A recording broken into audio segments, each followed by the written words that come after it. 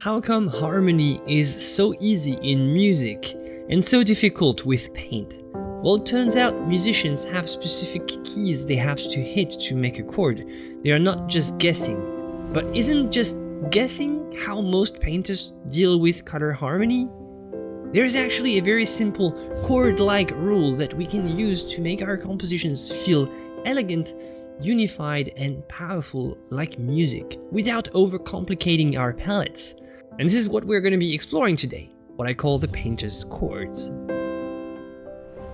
But first, a little refresher. Last week I showed you my base tone nuance method for mixing pigments. So just a quick recap: the base is your foundational pigment, approximately 60% of the mix. The tone is the balancing pigment that gives most of the target color that you're aiming for, and the nuance is just a little touch of a very strong vivid pigment. So maybe you'll need to watch this video if you haven't already, but don't worry, you can follow this one if you haven't watched it yet. And to make today's video even easier to remember, I've made my resource sheet available. It's on my Patreon, it's there as a public file, so anybody can download for free. No need to be a member or even sign up with an email. So how does this idea of bass tone nuance compares to music? Well, think of pigments as if they were notes. By combining notes, we can create a chord. This method works perfectly when mixing a single color on the palette, but just like notes can be combined into chords, chords can be combined into chord progressions. So this is the fun part. Like musicians, we can, get to a higher level.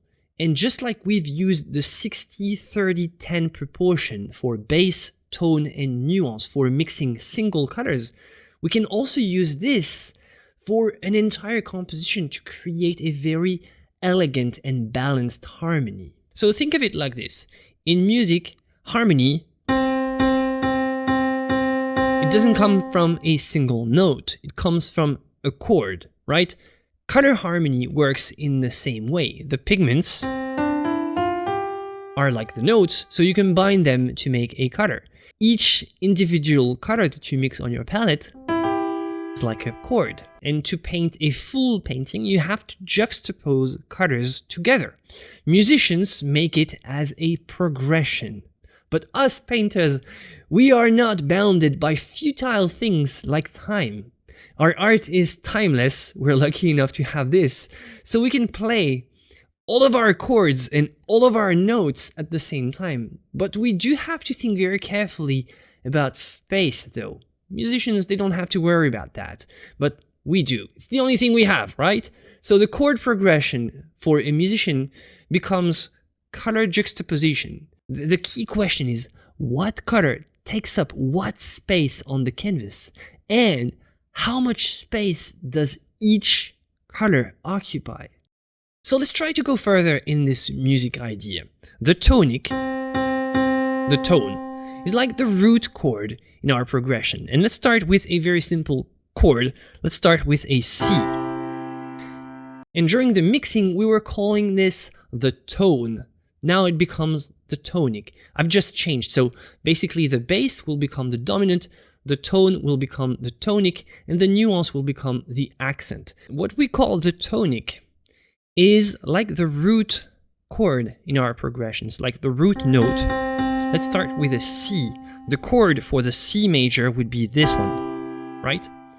And for us painters, this root chord is what we call the tonic. We call it this is the tonic actually, but we will call it the tonic. For us painters, this is our main point of focus, the one color that we remember years later. So keep in mind, this is just my invention, but in the words that I use, the bass that we use for mixing a single color becomes the dominant when we talk about harmony. And a dominant color, what does it do? It dominates. It just dominates the space. In music theory, the dominant is the fifth chord. It's the fifth note. 1, 2, 3, 4, 5. This is a G. Out of this G, so we had the C, it was our root, Now the G is our fifth, and this is called the dominant in music. So the chord goes like that. This would be a G major chord. So for us painters, because we're not talking purely about music here, believe it or not, for us painters, what I call the dominant is very, very simply the kind of group of colors, so a family, a type of color that go together, right? Because there can be a little bit of nuance, just like in the G, you have this one, right? You have like several notes to make the same chord. Same thing here in this painting, for example, to create this kind of beige, kind of cream tones in this stone architecture. You have a lot of variety in the colors, so we're not trying to pick one. So this is what I call a color type. Simply speaking, the dominant for us painters is the color type that just occupies most of the space of the painting. And the thing is, just because it is the biggest doesn't mean it's the most important, because in a way, in terms of focus, in terms of attention grabbing qualities, it's less important, so it's more neutral. It wants to resolve in the tonic. It wants to bring us to something, and this something is the tonic. It helps the tonic stand out.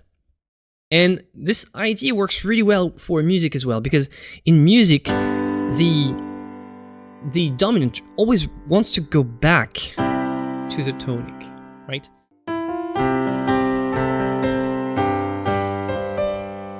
See? Tonic, dominant. And finally, we have the accent.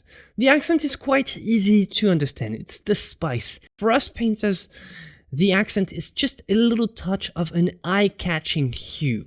For musicians, the accent is what I would call, all those little cool things that you can do with chords to make them more interesting or give them a different vibe. So for example, if we have our G here, you can add a seventh. So G seventh would go like that. You can do a lot of cool stuff. You can do the G add 9. It's a different thing, see?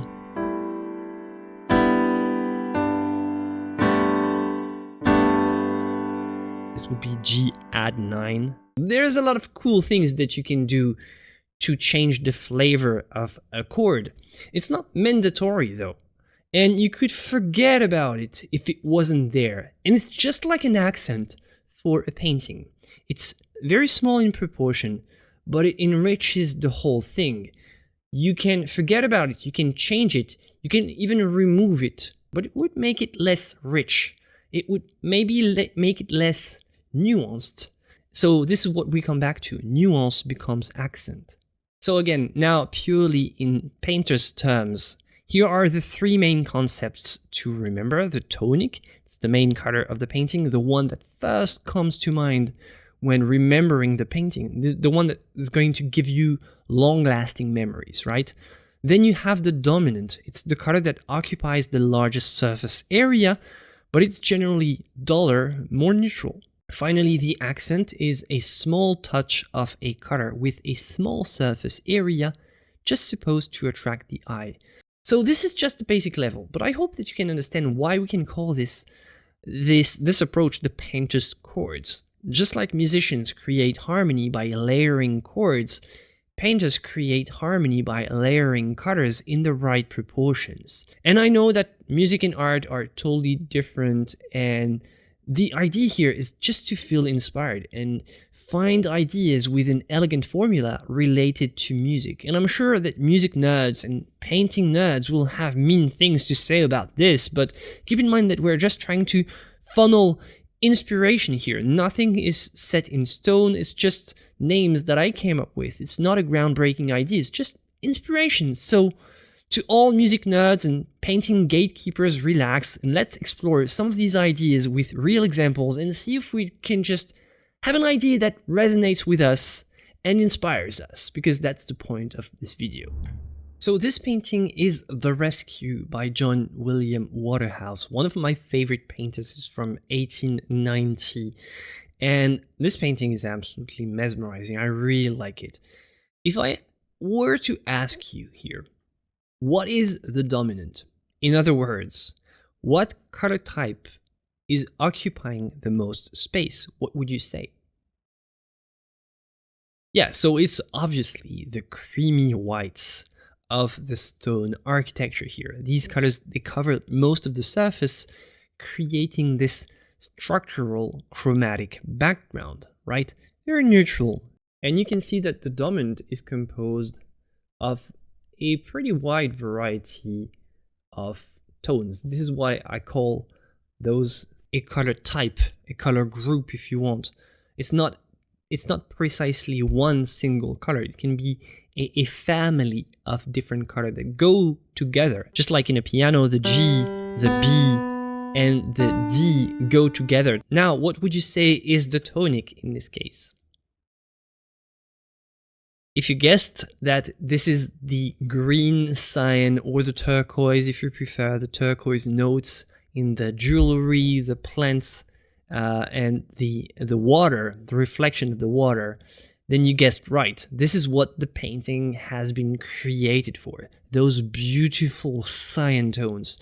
The dominant is mostly here to help this color stand out. You can see how the dominant has a supporting role. The tonic here has the main role. And in your opinion, what would be the accent here?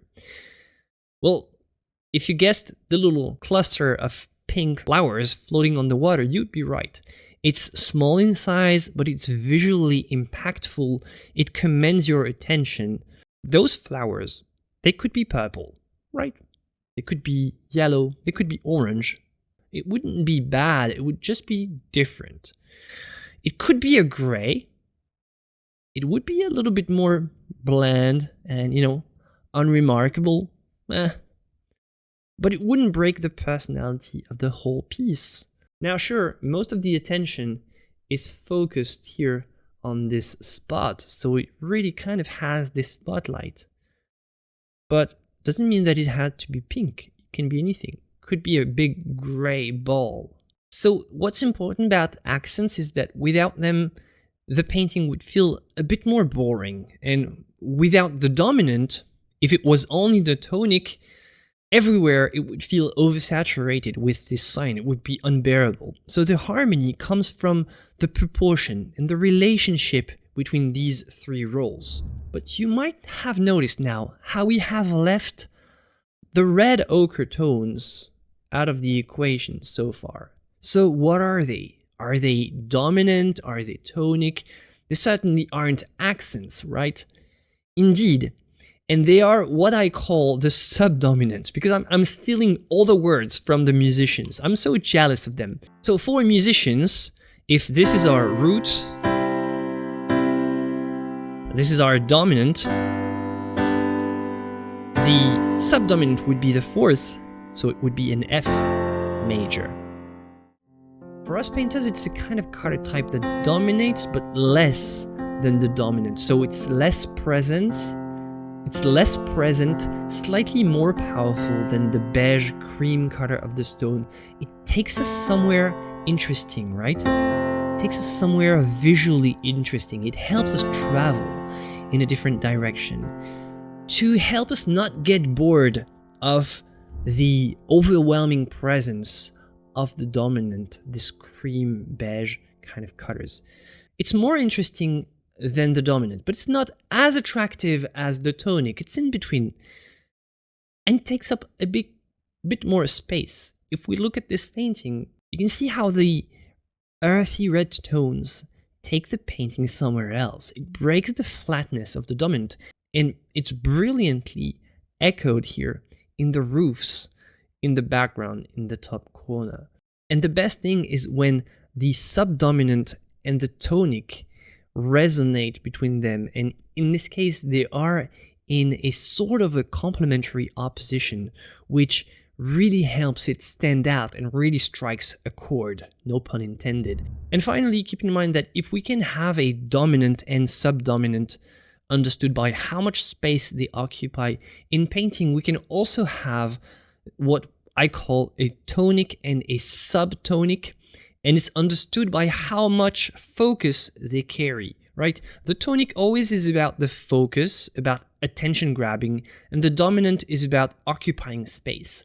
So sometimes when you have several characters, each with their own unique tonic color, you can see that they both attract a little bit of the focus, and they divide it kind of in turns. They share focus in turns. So in our case, for painters, we can have tonic and subtonic, which is pretty cool. Now, if you know a little bit about music, you know that there is one final type of chord that we haven't seen yet. And we haven't tried to think of how it would transpose to painting. It's the minor chords. So if you don't know, in music, a major chord feels bright, open, and uplifting, and a minor chord feels darker, more dramatic, sometimes even tragic.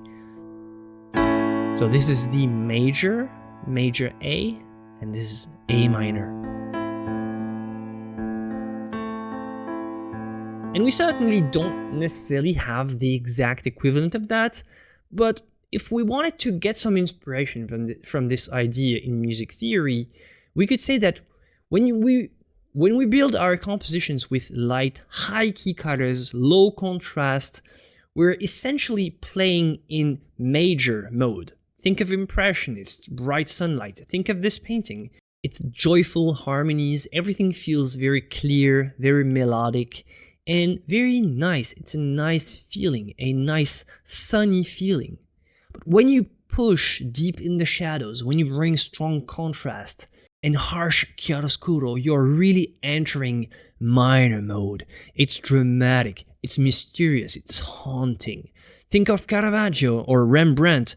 The lights glow because the darkness is just so thick, right? So not only can painters use the dominant, subdominant, tonic, accent method to create balanced chords, but they can also choose the mood of the chords, major or minor, by playing on the values, by how much contrast and shadow they bring into the harmony, by playing with light. And I really like this idea of playing with light, just like a musician plays an instrument. That's why this idea works so well. It's inspiring because we play with color. Color harmony isn't just technical, it's expressive. We're there to play with things. We're here to play with ideas, just like a musician plays with chords. We're not just mixing pigments, we're composing, we're making moods, we're painting, trying to make colors that resonate together. So let's sum it all up. The dominant is the color type that takes up the most space in the composition and it's relatively neutral. The subdominant is the color type that comes second to the dominant, but is slightly more visually striking and takes us somewhere else. It breaks the monotony of the dominant. The tonic is the main focus point, the color type of our main subject. The subtonic, if we have one, is the color type of a secondary subject. And finally, the accent is a small touch of color that adds variety, but can be removed or changed at will. And this is it. And there's already so much to explore for us painters with just these basic ideas, because we're not bound to notes. We don't have to follow certain notes. We can create all the intervals that we want between two colors. Alright, so let's put this in practice with a little quiz. I've separated the color groups, the main color groups. On one side you have those kind of brown, olive green, very dark and dull. And on the other side you have this vermilion. What would you think in this one is the tonic and what would you think is the dominant? I'm gonna give you a couple seconds because this one is pretty easy.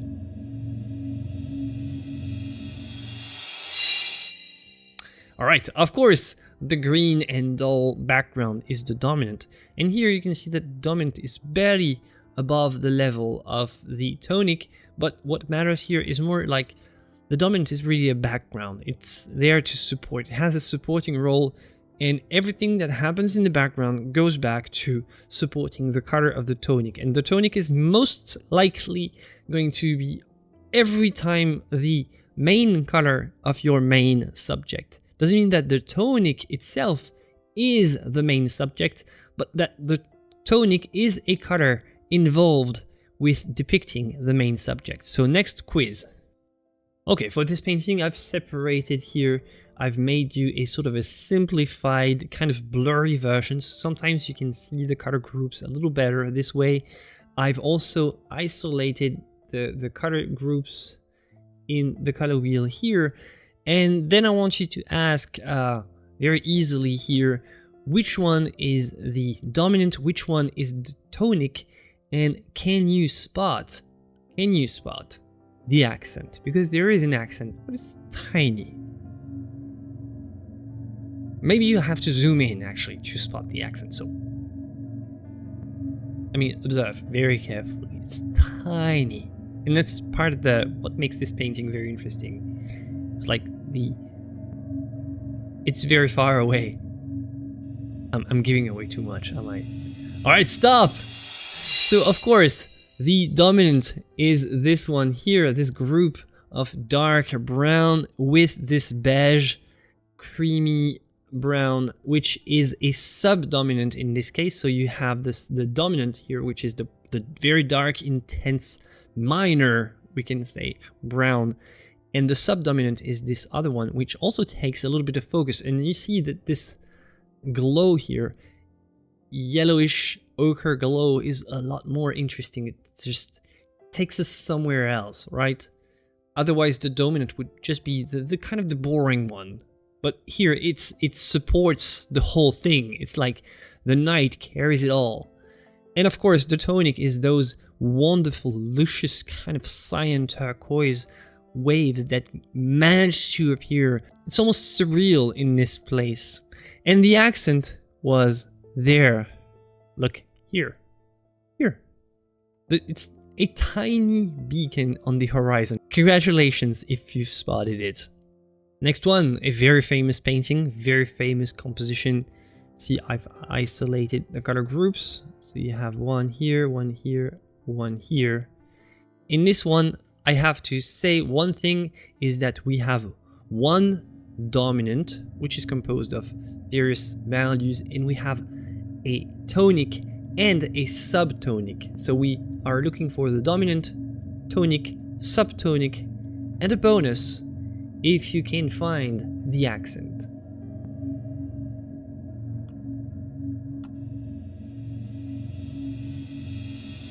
And there you go. So the dominant is really these kind of greenish, kind of emerald, very deep greens. The tonic is, of course, this very bright yellowish light inside of the restaurant or the bar.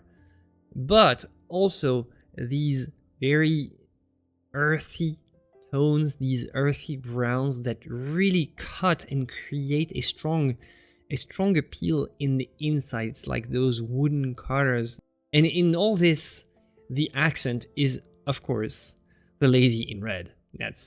That's classic. And this is one of those cases where the accent is really something that serves the narrative really well. Let's finally check out this one. Which one is the tonic? Which one is the dominant? And here you almost have a clash between tonic and dominant, because the tonic is trying to go all over the place and trying to dominate. Right now it's creeping within the space of the dominant. We said that the dominant is generally a more neutral color that occupies more space, but here in this case it's hard to tell which one is which. Would you guess which one is which? And there you go. If you found this, congratulations. The dominant here in this case is this brown yellow ochre tone, and the tonic is, of course, this emerald green cyan. Very, very nice. And the pink is actually an accent. It's not present in a lot of places, but just brings this little extra bit of freshness, of vibrancy.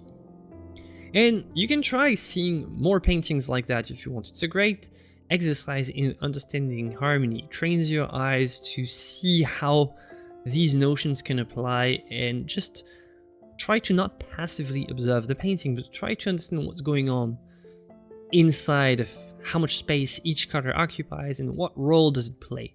And of course, you'll realize that these notions sometimes they don't apply, that a lot of paintings actually have a very different structure from what I told you, and it's normal. Like the same way not all songs have the same chord progression, some break the rules. That's exactly what is the most fun about learning all this stuff. It's learning how to make rules so that we can break them even better. So next time you're planning a painting, don't just think about individual pigment, think about playing. Think about playing with your composition like if you were playing music. If you want to check out another great video, check out this one next. I'll see you in the next one, my friends. And as always, joy and inspiration to you.